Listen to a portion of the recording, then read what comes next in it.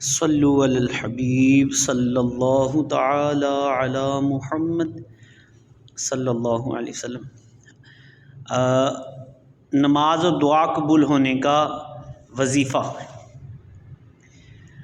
حضرت عبادہ بن صامت رضی اللہ تعالی عنہ سے روایت ہے کہ نبی پاک صلی اللہ تعالی علیہ وآلہ وسلم نے ارشاد فرمایا، جو رات کو اٹھے اور یہ کہے لا الہ الا اللہ وحدہ لا شریک لہ لہ الملک ولہ الحمد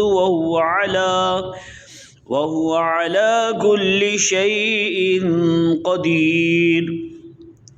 الحمد للہ سبحان اللہ ولا الہ الا اللہ واللہ اکبر ولا حول ولا قوة الا باللہ۔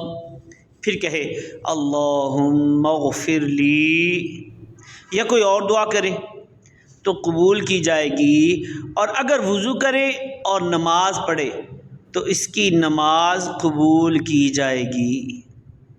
تو یہ دعا یاد کر لیجئے، خود بھی اس پر عمل کی کوشش کیجئے، دوسروں تک بھی پہنچائیے، اچھی نیت ہوگی ثواب بھی ملے گا۔ اللہ پاک عمل کی توفیق عطا فرمائے، آمین بجاہ النبی الامین صلی اللہ علیہ وآلہ وسلم۔